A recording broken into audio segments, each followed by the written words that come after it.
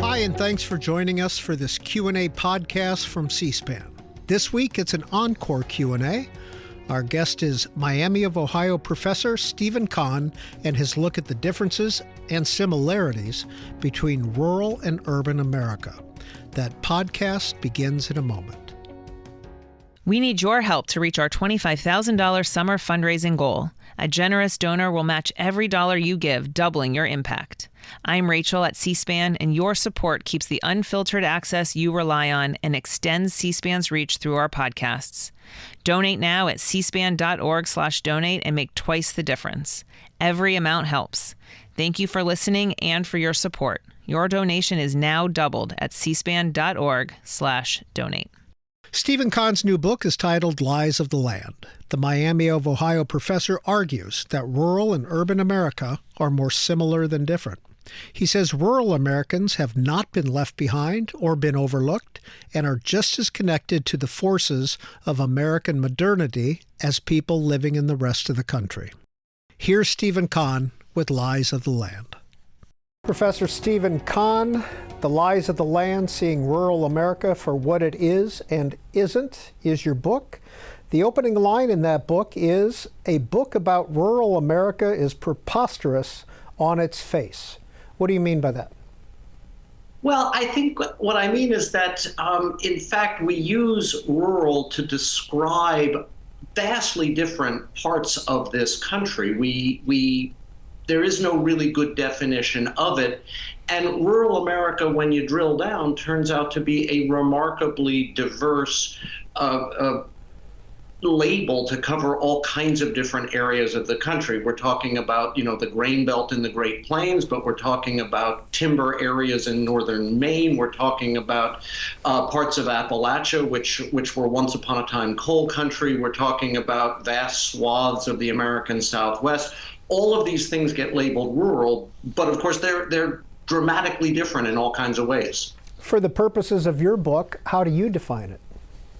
Well, I very studiously avoided trying to define it, because one of the things I found interesting when I jumped into this project was that lots of people smarter than me have been trying to define this term for a very long time, and nobody's come up with a real answer to it.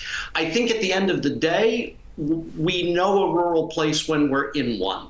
When we experience it. And that's part of the almost emotional or affective sense that I wanted to trade on, was that we see rural in this country as quiet, as largely empty, as slower paced. And so wherever you find yourself feeling that way, you would probably label that, I'm in the countryside now, I'm in a rural area. No word has been used more consistently to describe rural America than crisis. Is that a fair word to use? Well, that's where I started this project, because that's what I was reading in the newspapers, really starting from about 2015. There would be periodic stories about rural America in crisis. And at that point, what people were largely talking about was opioids. And before that, it was methamphetamines, and then, kind of healthcare issues altogether.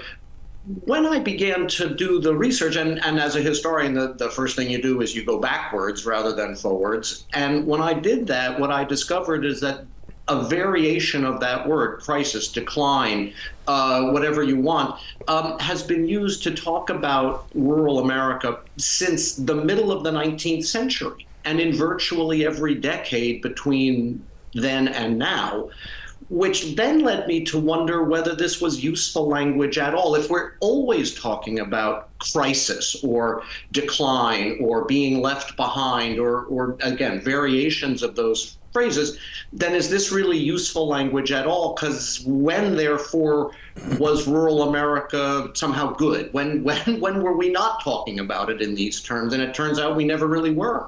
So chronic might be a better word. That's what I think. I think that what we have here, if you think about a crisis, what it implies is something that is abnormal, out of the ordinary, and which somehow resolves itself. It either gets better or we come to some sort of a new normal.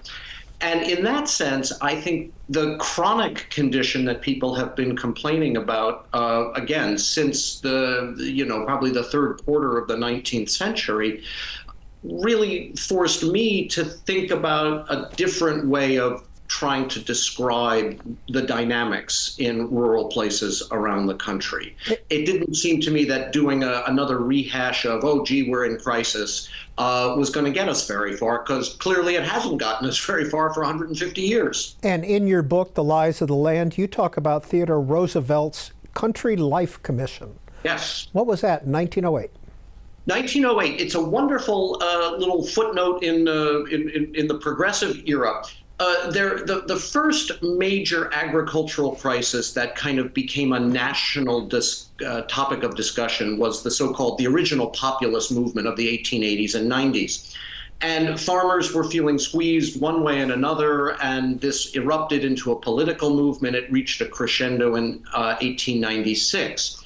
With that in mind, when he became president, Teddy Roosevelt decided to create this commission, presidential commission, to study and offer recommendations for what's going on in rural, mostly farm areas, mostly agricultural areas. That's what they really focused on. And they issued this report.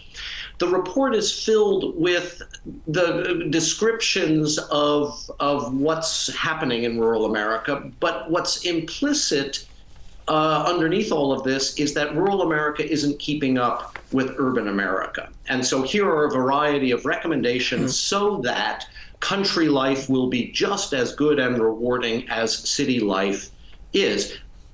What we can deduce from that is that there was already a perception in the early 20th century that somehow urban life was accelerating faster, rural life was struggling to catch up. So that's a nice little moment in this ongoing discussion of somehow rural America being left behind.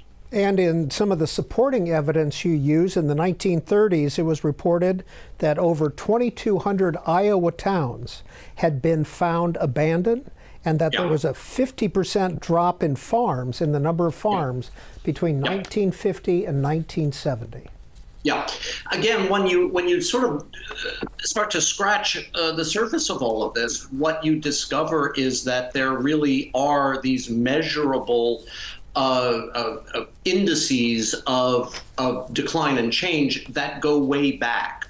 People were shocked when the census data of 1910 revealed that lots and lots of rural counties, especially, again, in that kind of agricultural midsection of the country, were losing population. During World War I, there was a famous, I guess we would call it a pop song, what are you going to do to keep them down on the farm once they've seen Gay Paris? There was a sense that once these boys had left the farm and gotten a taste of big city life and gone overseas and what, they weren't going to come back. But people were already leaving. You roll through places like Kansas and Missouri, the Dakotas, and you can discover that some of these towns hit the peak of their population in the census of 1910, maybe 1920, and they've been on a slow, steady decline since. Lots of reasons for that. One of the major reasons is that what's happening simultaneously is that agriculture in this country is industrializing furiously.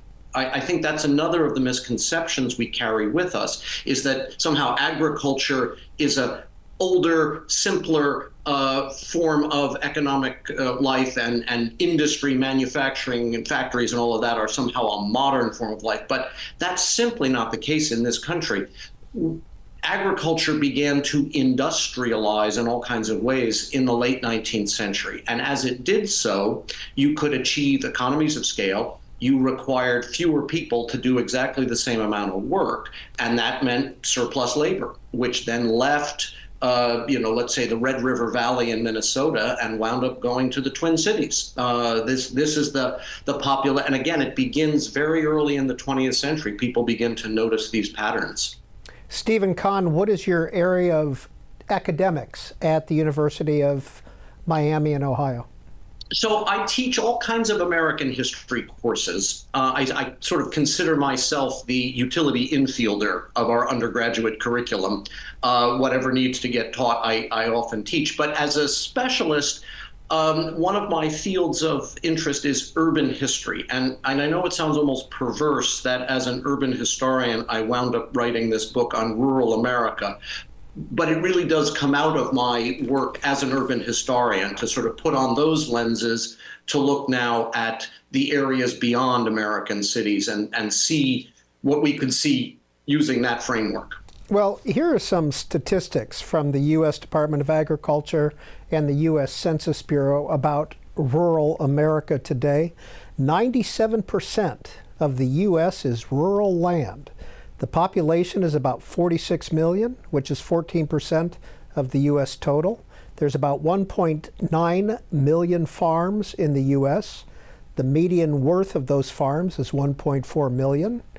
Food and agriculture contribute about $1.4 trillion to the gross domestic product.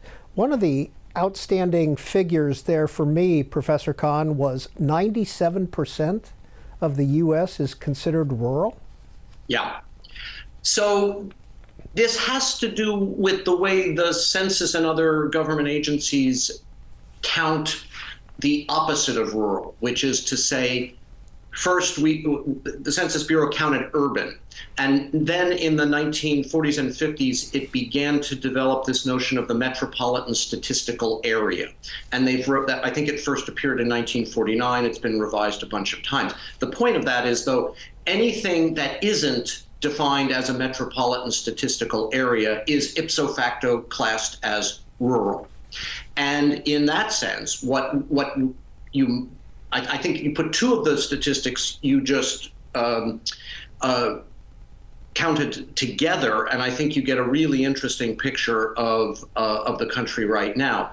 97% of the area is classed as rural, but only 14% of the people who live there, which means, if I'm doing my math correctly, 85% live in 3% of the landmass of the United States. What we have seen, and this does begin almost from the very beginning of the United States, is a steady concentration of population. When the first census is counted, about 5% of Americans lived in an area classed as urban, and now by 2024, we're at 85%, give or take, of people living in these metropolitan statistical areas. That's an enormous concentration of population into relatively small areas. I want to talk about some of the issues that have historically faced rural Americans and contemporary rural Americans. Let's begin with politics. Populism. Wasn't there a movement at some point in the early 20th century called the Grange? Oh, sure. Actually, that goes back to the 1870s. What farmers, when the middle of the country opens up after the Civil War and the Homestead Act and the military campaigns against Native people kind of clear out that space and people establish their homestead farms, people are out there thinking of themselves as staking their claim to an economic future. What they discover, however, is that acting individually, they're struggling pretty mightily. So a number of these kinds of collective organizations begin to form to try to address the issues that face farmers as a group rather than as individuals. So the Grange begins in the 1870s. There are versions of this. You can still drive through the Midwest and see Grange Hall in some of these small towns. That then developed into a much larger political movement, which then created what was called the People's Party, or the Populists. And they first ran a candidate for president in 1892, and they were very successful at electing local officials, congresspeople, a couple of senators and so forth out of this revolt of farmers at their struggling economic conditions. And that's what, as I said, sort of culminated in 1896, and then that movement collapsed. Did that populism lead to labor violence, to uprisings on farms? No, I don't think it led to that sort of violence. What I would say, however, is that the demands that the populists made in their party platform in the 1890s, though the movement itself kind of evaporated, many of those demands wound up becoming national policy. For example, they were the first political party to call for the direct election of senators. Well, fast forward about 20 years, and we got the direct election of senators.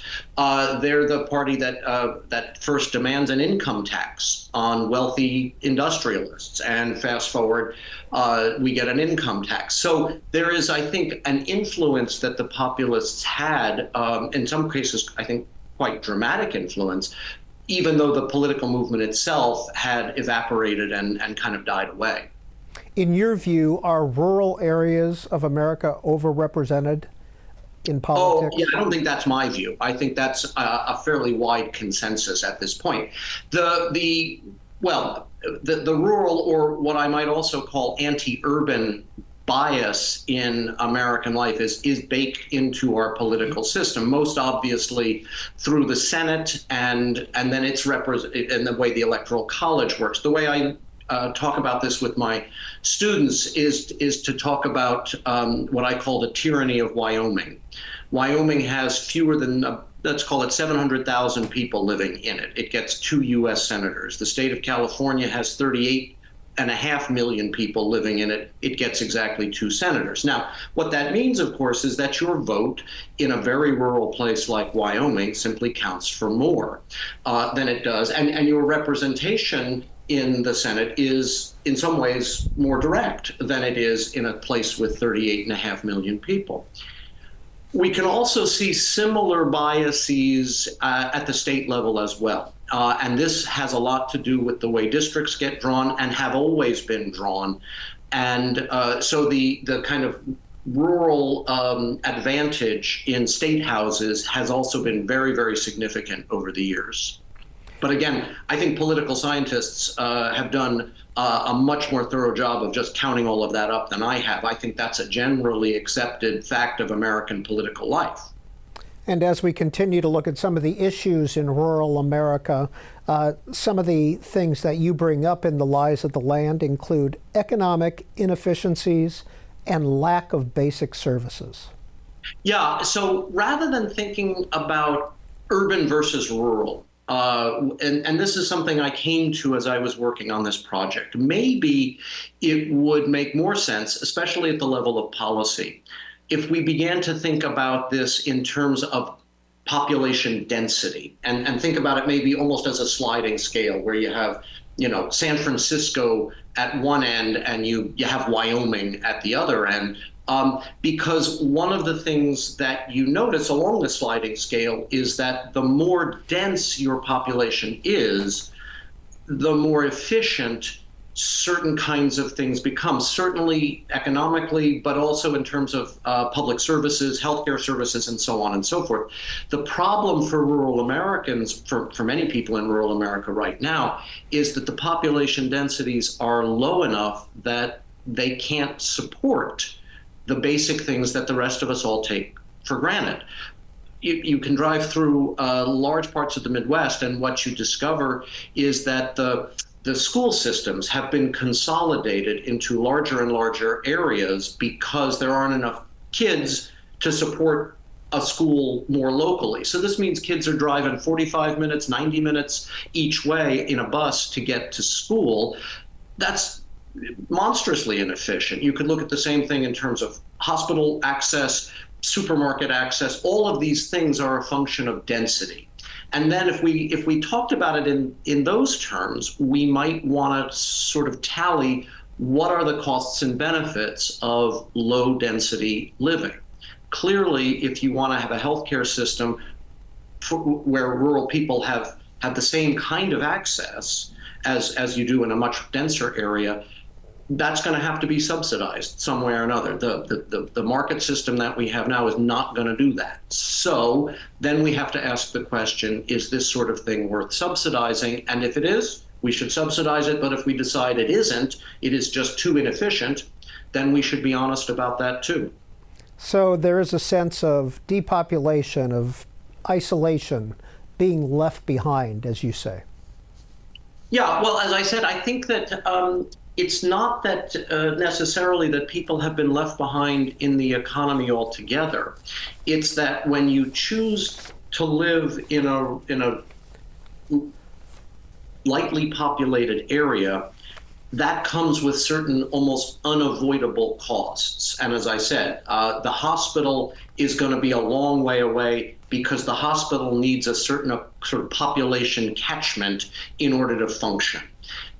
So that's, people are in various ways, struggling economically, but also not struggling economically. But even those who are doing well economically in rural places are still paying a kind of an extra price for choosing to live in these low density environments. Would you consider Oxford, Ohio, where Miami is located, a rural area?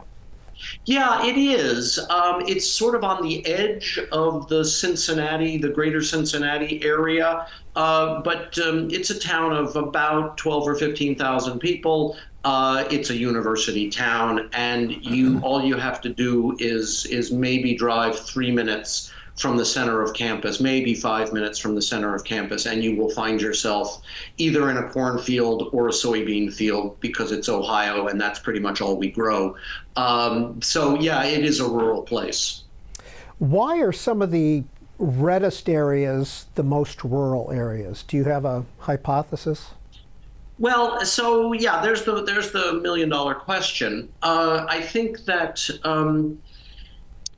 they're probably, and I'm no expert here, so I should, I'm a historian. I have a hard enough time dealing with the past, so I'll say that as a caveat.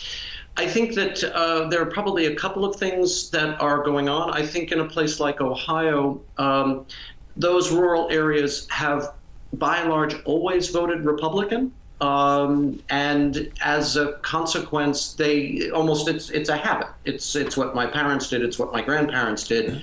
The Republican Party itself has become, more and more extreme as it has floated off into its sort of right-wing world. But these people are going to vote Republican regardless of the particular ideologies of the Republican candidate. I think there's a level of grievance or anger that you find in at least some pockets of rural America that has to do with some of what we were just discussing. When you think about the myth of the rural America, it's real America after all. That's what Sarah Palin told us.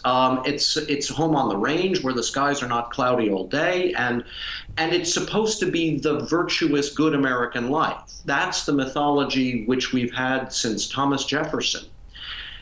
But these people are living lives in which their employment opportunities are pretty restricted. The hospital is 45 minutes away or an hour away.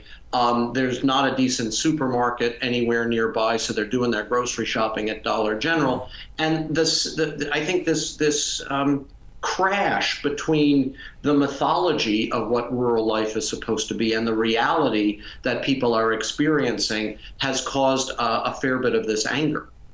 Yes, we discovered your book in The New Yorker, in a book review in The New Yorker, which focused on Grant Wood's American Gothic. How does that play a role in your book? Well, I wished I'd been able to put it on the cover of my book, so I was very happy that the New Yorker writer Daniel Immerwahr was able to do that for me.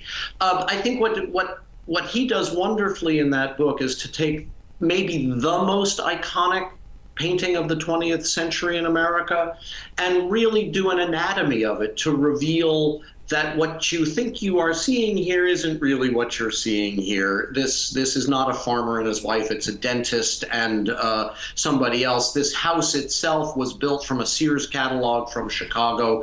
The house actually by this point had been abandoned. I mean, it's a wonderful job that he does in dissecting this mythology that we associate with that pastoral life, which again goes back deep into the 19th century. It's Jefferson's yeoman farmers, but it certainly continues to this day. One of the things that I was talking about in another talk that I gave, but I didn't include it in the book, was the phenomenon of Little House on the Prairie. The books were published in the 1930s.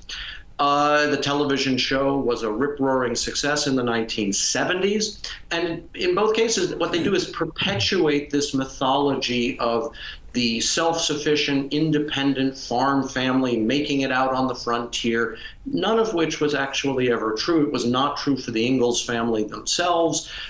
It's that mythologizing which we still hang on to. And when people have to live these lives in rural places, or they choose to live these lives in rural places, it turns out it's not Little House on the Prairie. It's a lot different than that. And as I said, I think that contrast between the myth and the reality creates a lot of friction. From your book, in essence, what many aggrieved rural people seem to want are the benefits of urban society without the density and diversity of urban living. Many Americans still project onto rural America their yearning for tight-knit community, for self-reliance and independence, neighborliness, and simpler, slower living. But that fantasy cannot accommodate the realities of life in many parts of rural America, nor does it take into account the thorough extent to which the military, industry, corporations, and suburbs have shaped rural space. That's not bad. Yeah, that's a nice summation of what I was getting at. That in fact, contra the kind of Currier and Ives mythology we have of the pastoral and the countryside and whatnot, rural people, rural places have always been enmeshed in these much larger forces shaping what we would call modern American life, starting with the military. One of the things that I would put to you, just as a way of maybe thinking about all of this, is that before we could even have a rural in this country, we had what at least white settlers saw as a wilderness. And the transformation of wilderness into rural, that sort of wild, dangerous place, into something domesticated and charming, that's accomplished first and foremost by the American military. Between 1790 and 1890, there are, by anybody's best count, there were more than 1,600 military clashes between federal or state National Guard troops and indigenous people. So it was not an empty space, right? That was all cleared out, and it was all done by the military. I did a chapter as well on some of the effects of the Army Corps of Engineers on rural landscapes and the way in which those dredging projects, canal projects in the 19th century, and then dam projects, flood control projects in the 20th century made it possible to farm in those areas in the first place, those large-scale irrigation projects. So the military, yes. Large corporations, yes. From the 1930s onwards, Congress, the presidency, is working pretty hard and consistently to try to industrialize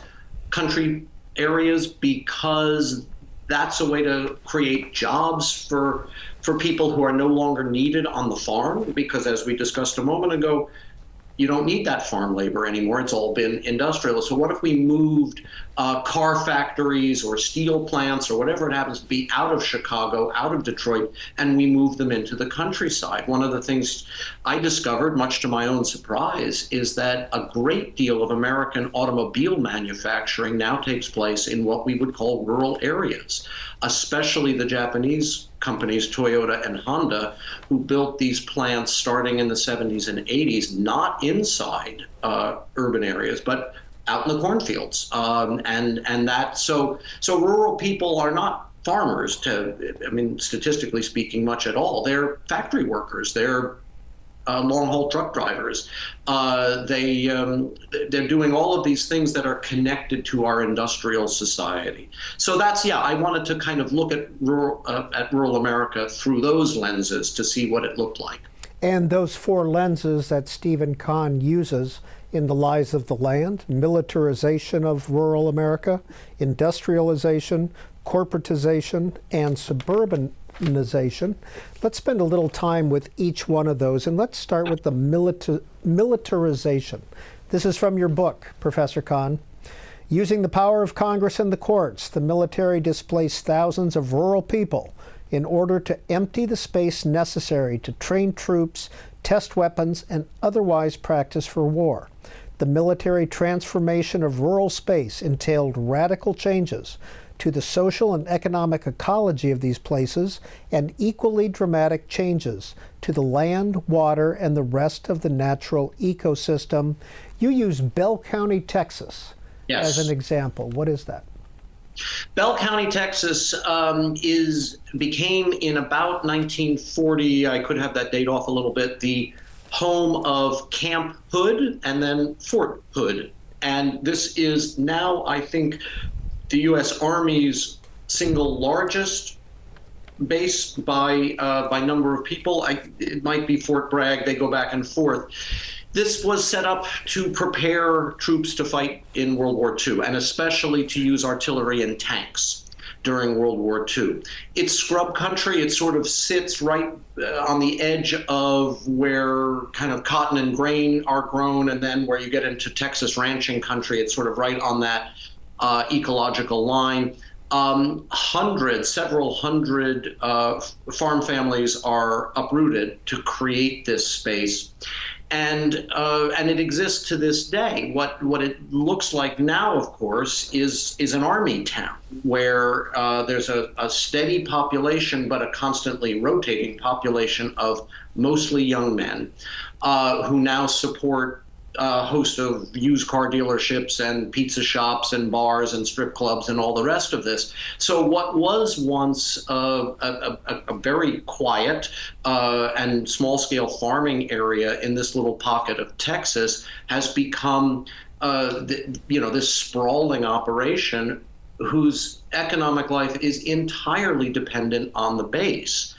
One of the things that I wanted to do in the book is to do a compare-contrast between a place like Fort Hood, which is still there and operating, with a base which wound up closed in the 1990s when we did those. It was called the BRAC process, where bases were either closed or consolidated, realigned, a kind of post-Cold War effort. So I paired Fort Hood, Texas, with Camp Sawyer, with the Air Force Base on the Upper Peninsula of Michigan. And in some ways, the same thing happens. The base comes in, it's an economic boom. It's feeding tax revenues into the local municipalities, supporting the school systems, et cetera, but it's one of those bases that gets closed. And when it does get closed, that whole area on the Upper Peninsula just implodes economically. It had become a one-company town. And it just, I think, for me, underscores the extent to which lots and lots of rural communities are dependent, I say in the book, almost addicted to military spending. And without it, they have no economic viability at all. And you quote author William Faulkner in 1956 as saying, "Our economy is no longer agricultural. Our economy is the federal government." Yep, and that's a great quote from Faulkner, who was no fan of the federal government, but at least saw this pretty clearly. It is certainly the case when we're talking about the military that a disproportionate number of these large bases wound up in the American South. And there are all kinds of reasons for that, but essentially this is something that begins right before the First World War and then is accelerated during the Second World War. When the Air Force begins to establish its own bases and then its missile installations, that's more broadly, happens more broadly across the map. But those Army bases and Marine bases are disproportionately located in the South, and it's not just the bases themselves, right? It's everything else that the base generates economically. So maybe it's suppliers or defense contractors or all the other things that particular military installations are going to need. So large portions of the American South are dependent on the federal government. Steven The Conn. irony, of course, is that many of them would resent the very statement that I just made. Steven Conn, did you grow up in a rural area?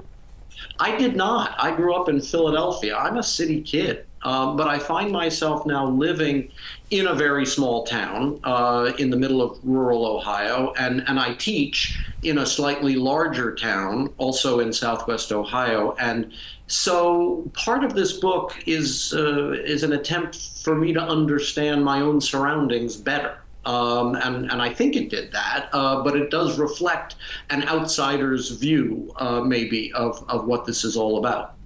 So what did you think of J.D. Vance's book, now Senator Vance's book, about rural Ohio? Yeah, well, it for me, and I read it with a group of first-year students at Miami University. I think it's problematic in all kinds of ways, and I think one of the things that that we might accuse J.D. Vance of is a certain kind of misrepresentation. I think what he describes as his own family background does tell an important story. That is to say, the migration of people out of very rural pockets of Appalachia and into, in his case, a small city, Middletown, Ohio, looking for industrial work. That certainly did and does happen from the 1950s and 60s onward. The lessons he draws from all of that, I think, kind of they miss a great deal. Let's just put it that way. It's a campaign promo more than a kind of honest reckoning with the issues at stake. I want to show some video. A recent book that came out was called The Overlooked Americans. It was by Elizabeth Currid Halkett. She appeared on our Book TV network. Here's a portion of what she had to say. I don't think they ever judged us in the first place. I don't think they ever did. I mean, send my email out to these folks introducing myself. I'm doing this book. They see my signature. I'm a professor at USC in Los Angeles. They wrote me back anyway. And I would like to believe I would do the same. But I wonder, would I immediately have my backup? I mean, now I wouldn't. I feel extremely changed by the work I did. But I think that's the thing we lose sight, that they are, the folks that I interviewed from rural America weren't judgmental from the get-go. Any comment about what she had to say about the overlooked Americans? Yeah, oh dear. I'm afraid at an individual level that might well be true. 10 years ago, I actually did an entire book, which I'm afraid would contradict her statement there. In fact, it has always been the case that urban America has been on the receiving end of all kinds of nasty judgments. Again, starting with Jefferson, who compared cities to cancers on the body, to Henry David Thoreau, and on it goes. It's simply, so let's return to a moment to J.D. Vance. During the senatorial campaign in 2022, he sent out a tweet. He was on his way to New York for a fundraiser. He was going to meet with a bunch of millionaires, though he didn't put that in the tweet. And he said, gee, everybody, I'm going to New York. I hear it's violent and disgusting. Any advice? That's simply typical of the anti-urban discourse that has been central to American politics since 1790. And there isn't a comparable discourse, as I'm afraid she seems to think there is. It is simply unacceptable to talk about rural Americans in the same derogatory, insulting way that politicians routinely describe American cities. And we've seen that just supercharged in the last couple of years. Look at the way people talk about San Francisco and New York and Chicago. And there is simply not a comparable discourse, not now and not across 250 years of American history. So I'm afraid she just has it wrong. I know that book, she found some nice people to talk to, and she made some conclusions that historically just don't stand up. Well, along with militarization, Professor Steven Conn says industrialization has affected rural America, quote, industry has always been part of the American pastoral, even if we have chosen not to see it. What do you mean? Yeah. So, the very first American industries, and now we're going way back. We're going back into the 18th century. The very first American industries, iron smelting, paper making, those kinds of things, were always located outside the city. And they were located basically near the resources that you needed to have to do those things. What happens in the 19th century, and especially in the late 19th century, is that industry centralizes into big cities like Cleveland and Chicago and Detroit. But then almost immediately there is a drive to try to, and this is the word people use, to decentralize that, again, because of that anti-urban impulse that is so strong in our American culture. People start to talk about this in the 1920s, and then the federal government under the New Deal and Franklin Roosevelt really try to accelerate this process of moving factories and manufacturing jobs out of central cities and into the countryside where these people need jobs. And so rather than have them move to Chicago, let's move the factory out to someplace in downstate Illinois. One of the ways that the federal government facilitates this is through the big projects of rural electrification. At the start of the New Deal, fewer than 10% of American households had electricity. That's another one of the differences between urban and rural life at that point. So by 1960, that's not true anymore. Almost all rural places have electricity thanks to the Rural Electrification Program, the Tennessee Valley Authority, and all the rest. But the real point of this was not simply to deliver electricity to your house. The real point of these was to make cheap electricity available to attract industrial production. And so that's part of why industry does begin to move into the Tennessee Valley area, because now you've got this cheap hydropower that's being generated, and now we can open up our factory there. And I would say that this is not in the 20th century a partisan issue. Franklin Roosevelt started it. Eisenhower accelerated it. Lyndon Johnson was all on board, and so was Richard Nixon. There's a kind of bipartisan sense that we should industrialize the countryside, frankly, at the expense of those places like Detroit and Cleveland, who are seeing those manufacturing operations leave in the same years. Well, Steven Conn, you use a couple of examples. Number one, Lordstown, the GM plant in semi-rural Ohio, but there's also the Honda plant, which has been very successful in Marysville, Ohio. Yep. And the Honda plant so let's back up 2 steps for viewers. Honda opened its first manufacturing plant in central Ohio in what was then a tiny little place called Marysville. And this was in the late 70s, and they started with motorcycles, and then they moved into automobiles. What Honda then also did was to create a kind of set of satellite supplier factories that feed into the central assembly plant in Marysville. And all of those places around Ohio are also in tiny locations.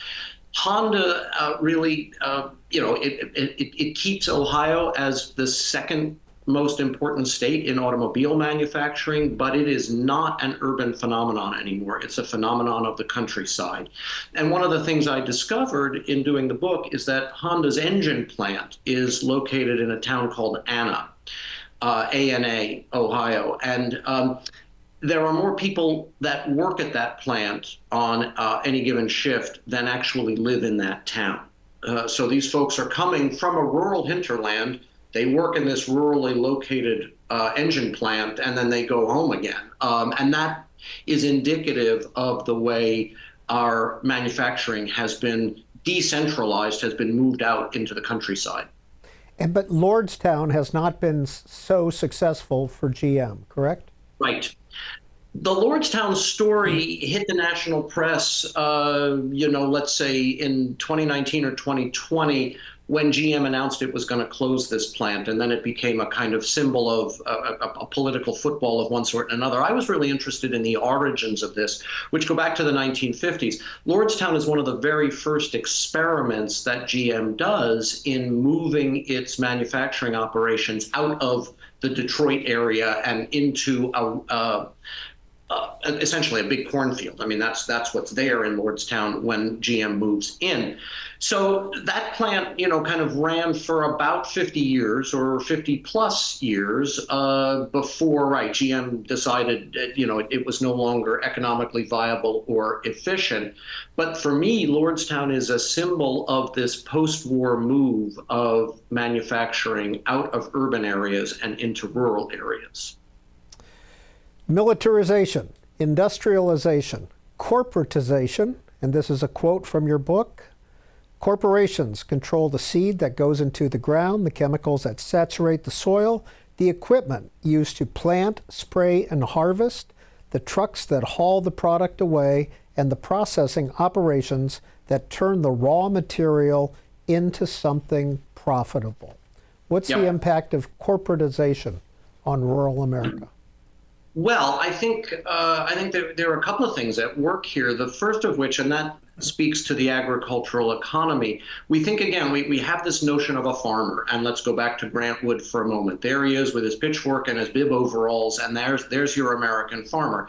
But in fact, the American farmer is, and always has been, deeply tangled up with these large-scale corporations which make his or her livelihood possible in the first place. The first of the biggies here are, let's say, McCormick, who are the first big manufacturing of these farm machines in a big plant in Chicago. And then after the Second World War, increasingly these chemical companies using kind of the byproducts of petrochemical stuff for fertilizers and pesticides and whatnot. So everything about a farming operation now is connected to, or you could say squeezed by, these large-scale profit-seeking corporations, like Monsanto, though Monsanto doesn't exist anymore, and these large-scale seed companies and so forth. So let's just remember that farming is not quaint and charming in the way that we kind of want to think it is. It's absolutely a product of these large-scale corporations. But would you say that corporate farming is more efficient than family farms? So this is a great question, because if what you this is certainly what the Nixon administration felt when Nixon administration wrote the first big farm bill in the early 1970s.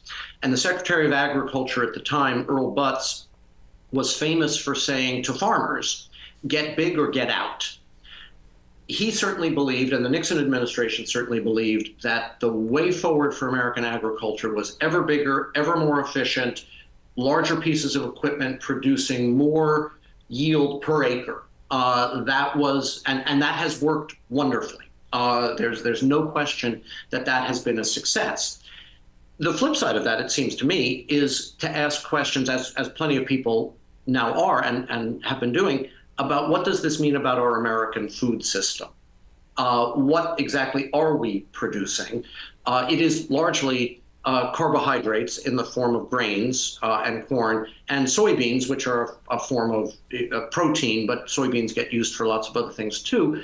But I think plenty of people have really important critiques to make about a corn and soy dependent agricultural system.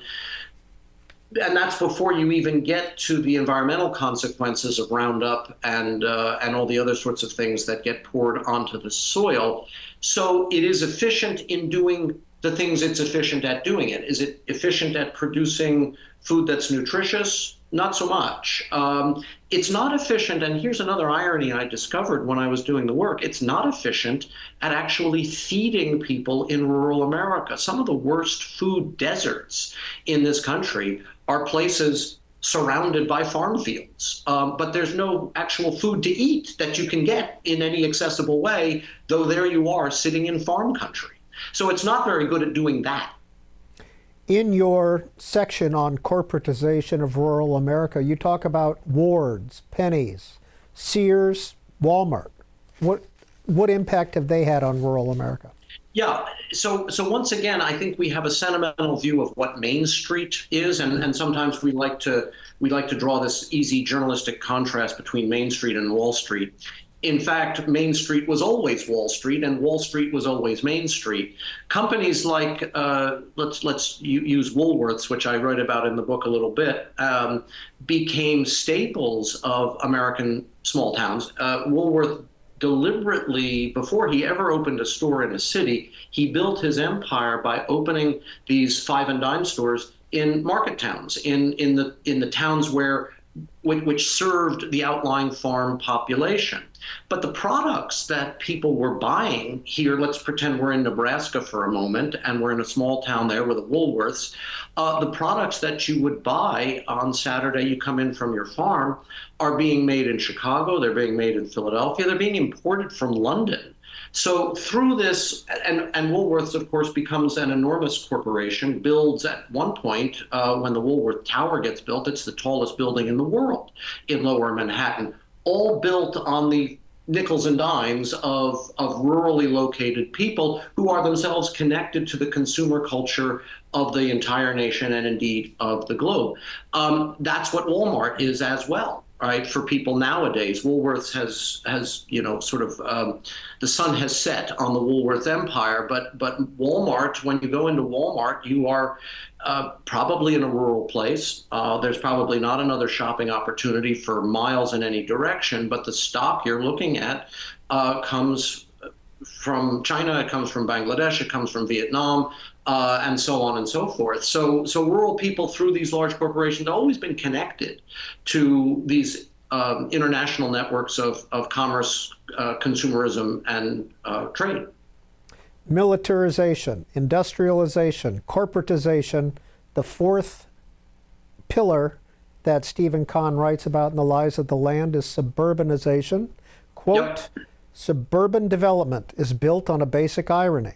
If those suburbanites who left the city were drawn by the promise of more space, less traffic, fewer people, lower crime rates, and all the rest, then many seemed resentful as their suburbs filled with more and more development. There's a bumper sticker that I sort of quote in the book, which says, asphalt, it's the final crop.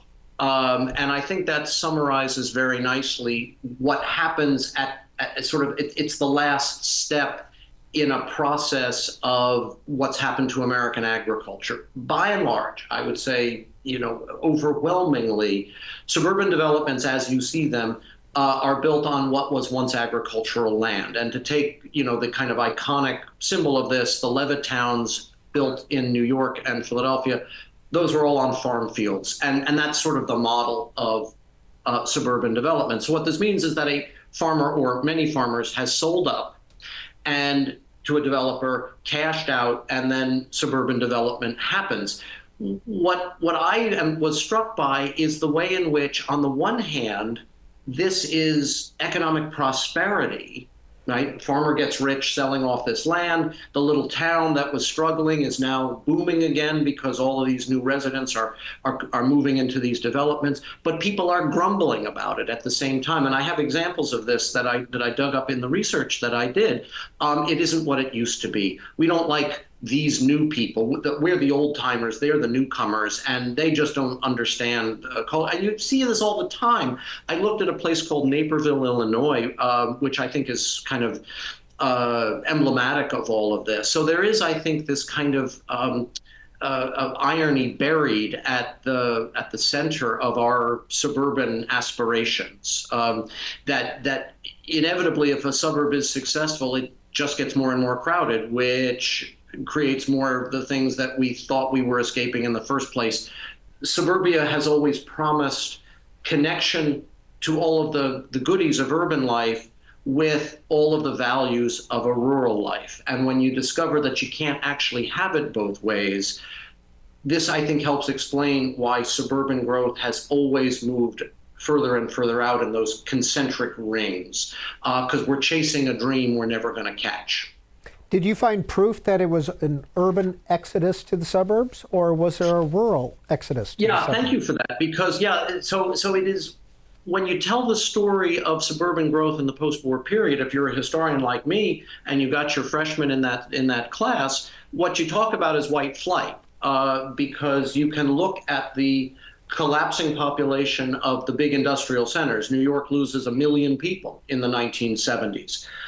They're moving out to the suburbs, and that's all true enough. But when you drill down a little deeper, you discover that the numbers don't actually add up. Suburban growth is happening far faster than can be explained simply by the movement of people out of the central city. What I've discovered is that a lot of this growth is driven by rural people, again, leaving those areas that are no longer economically viable. They're not moving into the central city anymore.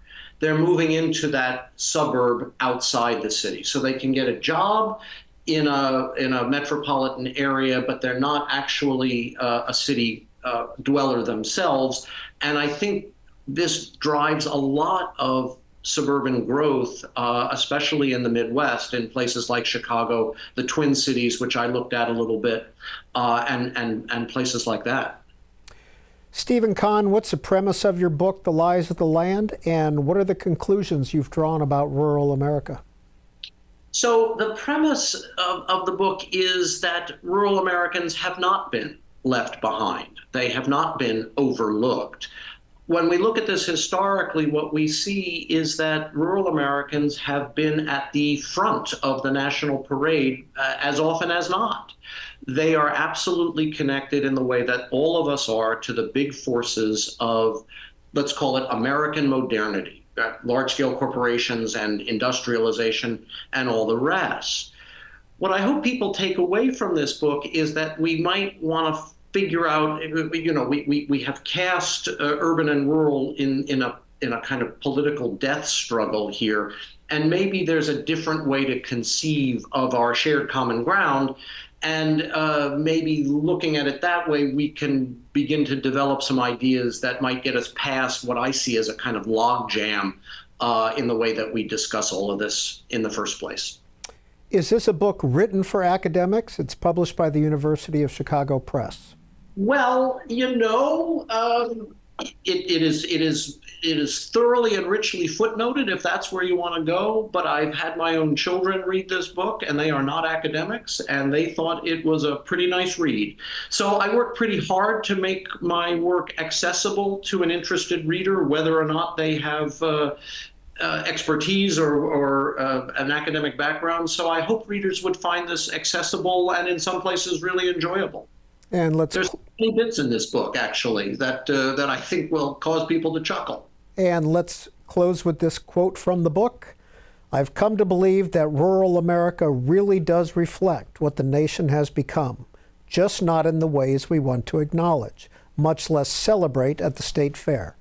Look past the narcotic nostalgia and the political rhetoric, and it is easy enough to see that rural spaces reflect the work of most of the major forces that have shaped 20th century America. Steven Conn of the University of Miami, Ohio, is the author of this book, The Lies of the Land, Seeing Rural America for What It Is and Isn't. We appreciate your time here on C-SPAN. Thanks so much for having me. This was great. And thanks for joining us for this C-SPAN podcast. Next week on Q&A, it's 2 World War II veterans, one 99 years old and the other 100, but both young men when they fought in the Pacific Theater.